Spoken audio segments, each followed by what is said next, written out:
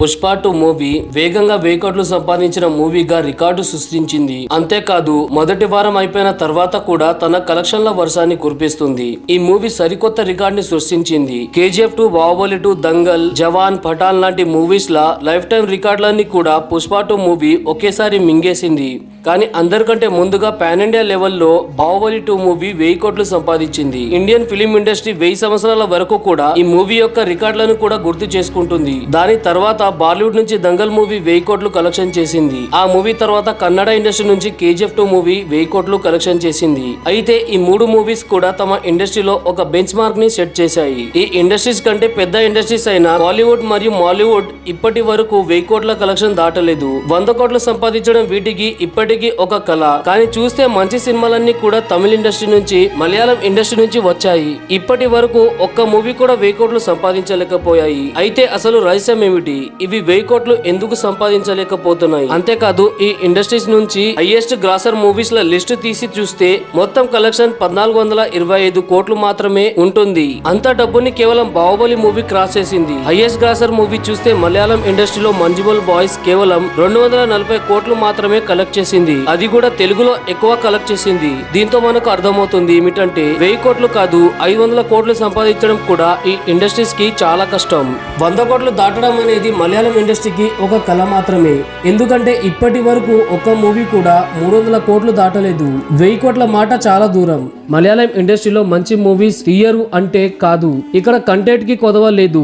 Indian సినిమాలో ఎక్కువ గౌరవించే కంటెంట్ కేవలం మలయాళం సినిమాలోనే ఉంటుంది. మలయాళం ఇండస్ట్రీ నుంచి మంచి కంటెంట్ ఉన్న మూవీస్ వస్తుందని 10లో 6 మంది ఖచ్చితంగా ఒప్పుకుంటారు. అయితే ఇది మలయాళం ఇండస్ట్రీకి చాలా పెద్ద డ్రాబ్యాక్ అయింది. ఎందుకంటే కంటెంట్ రివేజ్ స్టోరీస్ కి 1000 కోట్లు సంపాదించడం అనేది చాలా కష్టం. ఎందుకంటే పుష్ప 2, కేజీఎఫ్ 2, జవాన్, ఆర్ఆర్ఆర్ లాంటి మూవీస్ లను చూడడానికి మాత్రమే ఆడియన్స్ థియేటర్ కి వెళ్తారు. ఇక కంటెంట్ రివేజ్ మూవీస్ లను ఓటీటీ యాప్స్ లోనే లేదా ఇంట్లోనే చూసేస్తారు. ఇప్పటి వరకు బడ్జెట్ కంటే ఎక్కువ డబ్బు సంపాదించడం మూవీస్ అన్ని కూడా మాస్ ఆడియన్స్ వల్లే సాధ్యమైంది. అయితే మలయాళం ఇండస్ట్రీకి ఆడియన్స్ చాలా తక్కువే. కానీ ఇప్పటి వరకు 1000 కోట్లు సంపాదించిన మూవీస్ అన్ని కూడా పాన్ ఇండియా లెవెల్లో రిలీజ్ అయిన మూవీసే. ఇది ఒక బలహీనత అనుకోవాలి మలయాళం ఇండస్ట్రీకి. ఎందుకంటే వీళ్ళు పాన్ ఇండియా మూవీస్ తీసేంత రిస్క్ తీసుకోరు. ఆవేశం మూవీ కూడా ఒక మాస్ కమర్షియల్ మూవీ, కానీ ఈ మూవీని పాన్ ఇండియా లెవెల్లో తీసుకురాలేకపోయారు. ప్రమోషన్స్ కూడా అంతగా చేయలేదు. కేవలం కంటెంట్ మాత్రమే నడుస్తుంది అని మలయాళం ఇండస్ట్రీ ఇప్పటికీ భావిస్తుంది. అందుకని ఎక్కువగా ప్రమోషన్స్ చేయరు.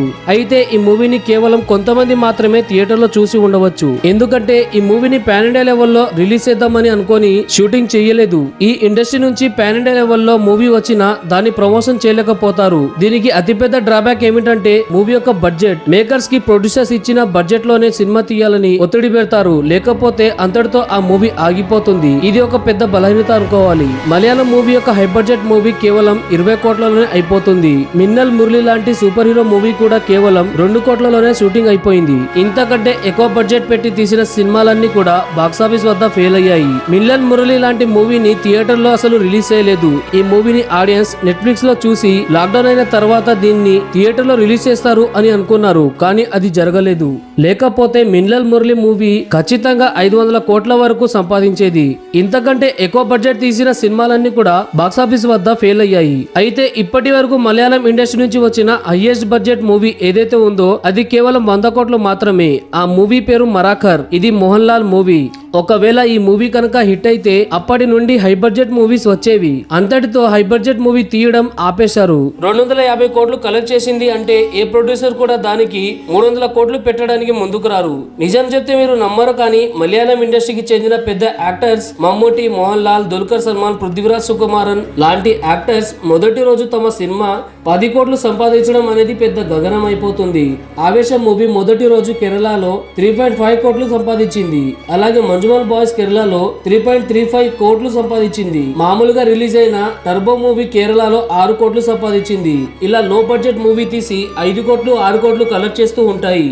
ఎప్పటి వరకు అయితే మలయాళం ఇండస్ట్రీ రిస్క్ తీసుకోదో అప్పటి వరకు ఈ ఇండస్ట్రీకి 1000 కోట్లు అనేది ఒక కళగానే ఉండిపోతుంది. కేజీఎఫ్ 2, బాహుబలి 2 లాంటి movies first time highest budget movies గా రిలీజ్ అయ్యాయి. ఎస్ఎస్ రాజమౌళి మొదటిసారిగా ఎక్కువ బడ్జెట్ మూవీ తీశారు. ఆయన అన్ని బౌండరీస్ అన్ని కూడా క్రాస్ చేశారు మరియు 1000 కోట్ల క్లబ్ కి చేరిపోయారు. కేజీఎఫ్ 2, బాహుబలి 2 లాంటి మూవీస్ చాలా రిస్కీ ప్రాజెక్టులు. ఎందుకంటే మొదటిసారి వాటి ఇండస్ట్రీలో అవి ఎక్కువ బడ్జెట్ తో రిలీజ్ అయ్యాయి. 1000 కోట్లు సంపాదించే మూవీస్ తీయడానికి మలయాళం ఇండస్ట్రీకి చాలా ఛాలెంజెస్ వస్తాయి. వస్తాయి. ఎందుకంటే అక్కడ బాగా పాపులర్ అయిన యాక్టర్స్ ఎవరు లేరు, అదే విధంగా రిస్క్ తీసుకునే డైరెక్టర్ కూడా లేరు. అందుకని అక్కడి యాక్టర్స్ ఎక్కువగా తెలుగులో నటించడానికి ఆసక్తి కనబరుస్తున్నారు. ఉదాహరణకి దుల్కర్ సల్మాన్, పృథ్వీరాజ్ సుకుమారన్. మలయాళం ఇండస్ట్రీలో చాలా మంది టాలెంటెడ్ యాక్టర్స్ మరియు డైరెక్టర్స్ ఉన్నారు. ఉదాహరణకి పృథ్వీరాజ్ సుకుమారన్ తీసుకుంటే ఆయన అద్భుతమైన సినిమాలు తీశారు, అద్భుతమైన స్టోరీస్ కూడా రాశారు. లూసిఫర్ లాంటి హిట్ మూవీని తీశారు. అలాగే మీరు పవన్ కళ్యాణ్ గారి భీమ్లా నాయక్ మూవీని చూసే ఉంటారు.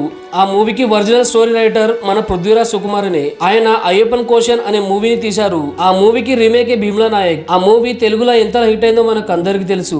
ఇప్పుడు తమిళ ఇండస్ట్రీ గురించి మాట్లాడుకుంటే ఈ ఇండస్ట్రీ పరిస్థితి మలయాళం ఇండస్ట్రీ కంటే చాలా మెరుగ్గా ఉంటుంది. ఎందుకంటే ఇక్కడ హై బడ్జెట్ మూవీస్ బానే వస్తాయి, బడ్జెట్ ఇష్యూ అనేది ఉండదు. అలాగే ఇక్కడ స్టార్స్ చాలా మంది ఉంటారు. ఇక్కడ డైరెక్టర్స్ కూడా చాలా పాపులర్. కేవలం డైరెక్టర్ల పేర్లు చూసి ఆ మూవీస్ కి వెళ్లే వాళ్ళు చాలా మంది ఫ్యాన్స్ ఉన్నారు. అయితే అసలు ప్రాబ్లం ఎక్కడ ఉంది అంటే ఈ ఇండస్ట్రీ తెలుగు ఇండస్ట్రీ కంటే 100 ఏళ్లు పెద్దది. అయినప్పటికీ 1000 కోట్లు సంపాదించిన మూవీ ఒక్కటి కూడా లేదు.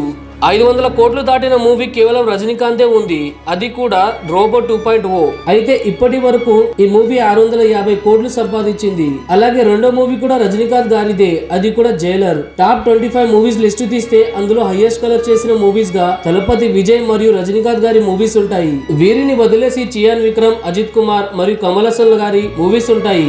అన్నింటికంటే షాకింగ్ విషయం ఏమిటంటే ధనుష్ మరియు సూర్య గారి ఒక్క మూవీ కూడా 25 హైయెస్ట్ గ్రాసర్ తమిళ మూవీస్ లలో ఉండవు. అయినా తమిళ ఇండస్ట్రీకి తలపతి విజయ్ ఉన్నాడు. ఎందుకంటే 200 కోట్లు సంపాదించిన మూవీ కేవలం విజయ్ దే ఉంది, అది కూడా లియో మూవీ. వరస్ట్ సిచ్యువేషన్ లో కూడా విజయ్ మూవీ 200 కోట్లు కూడా సంపాదించగలదు. అయితే లియో ఒక పాన్ ఇండియా మూవీ. ఈ మూవీకి హైయెస్ట్ కలెక్షన్ తమిళ ఇండస్ట్రీ నుంచే వచ్చింది, మిగతా ఇండస్ట్రీ నుంచి 100 కోట్లు కూడా రాలేదు. అసలు విషయం ఏమిటంటే లియో మూవీ హిందీ ఆడియన్స్ కి నచ్చలేదు. అదే విధంగా ఈ మూవీని హిందీలో అసలు ప్రమోట్ చేయలేదు. ఇప్పటి వరకు 1000 కోట్లు సంపాదించిన మూవీస్ లలో ఖచ్చితంగా ఫస్ట్ లేకపోతే సెకండ్ ప్లేస్ లో హిందీ ఆడియన్స్ కాంట్రిబ్యూషన్ ఎక్కువగా ఉంటుంది.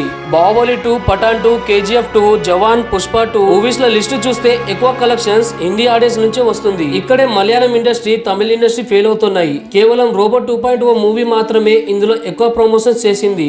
అలాగే మన తెలుగు ఇండస్ట్రీలో పుష్ప మూవీని చూస్తే ఎక్కువ హిందీ ఆడియన్స్ చూశారు. అలాగే పుష్ప 2 మూవీని కూడా హిందీలోనే ఎక్కువ ఎంజాయ్ చేస్తున్నారు.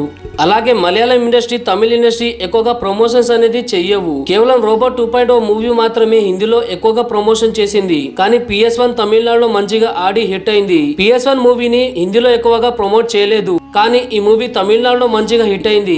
ఇప్పటి వరకు చూస్తే పార్ట్ 1 కంటే పార్ట్ 2 మూవీ బాగా కలెక్ట్ చేసింది. అంతేందుకు బాహుబలి 2, KGF 2, పుష్ప 2 మూవీస్ లోనే చూడండి, ఇవి హిందీలో ఎక్కువగా కలెక్ట్ చేశాయి. అలాగే సెకండ్ పార్ట్ అవ్వడంతో ఆడియన్స్ కి బాగా నచ్చింది.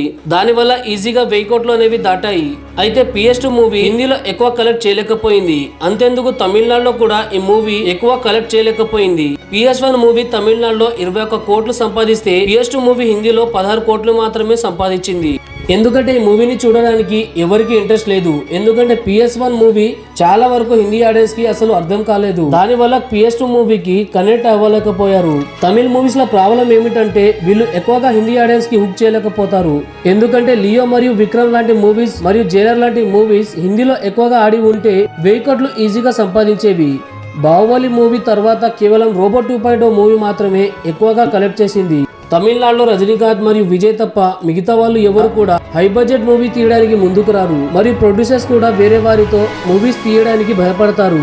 అయితే రజనీకాంత్ లేదా విజయ్ తలపతితో ఎవరో ఒకరు 1000 కోట్లు సంపాదించే మూవీ తీస్తారేమో ఆశిస్తున్నారు. కానీ తమిళ ఇండస్ట్రీలో అసలు స్టార్ అనే వారు ఎవరు మిగిలిలేదు. ఎందుకంటే విజయ్ తలపతి తన ఆఖరి మూవీ తీసి మూవీస్ నుంచి విరామం తీసుకోబోతున్నారు. అదే విధంగా రజనీకాంత్ కూడా కొన్ని మూవీస్ తీసిన తర్వాత సినీ ఇండస్ట్రీకి దూరం అవ్వబోతున్నారు. కమల్ హాసన్ కూడా త్వరలోనే సినిమాలు చేయడం మానేస్తారు. తలా అజిత్ అయితే మొత్తానికి సినిమాలు మానేస్తున్నారు. ఎందుకంటే ఆయన రేసింగ్ లో వెళ్ళాలనుకుంటున్నారు. ఒకవేళ రజనీకాంత్ ని తలపతి విజయ్ ని కలిపి మూవీ తీస్తే అది ఖచ్చితంగా 400 కోట్లు అయితే దాటుతుంది. అయితే ఇన్ని డబ్బులు పెట్టడానికి ప్రొడ్యూసర్స్ ముందుకు రారు. అలాంటప్పుడు వీళ్ళు కలిసి నటించే అవకాశం ఉండదు. ఇక తమిళ ఇండస్ట్రీ కాపాడే వారే లేరు. కేవలం సూర్య మరియు కార్తీ మాత్రమే మిలిగి ఉన్నారు. విశాల్ గారు మూవీస్ తీస్తారు, కానీ అవి ఎక్కువగా రీచ్ అవ్వవు. కంగువా మూవీ తర్వాత ఇక సూర్య గారు పాన్ ఇండియా లెవెల్లో ఎక్స్పెరిమెంట్ చేయడానికి ముందుకు రారు. తమిళ ఇండస్ట్రీ కేవలం రీజనల్ ఇండస్ట్రీ అయిపోయింది.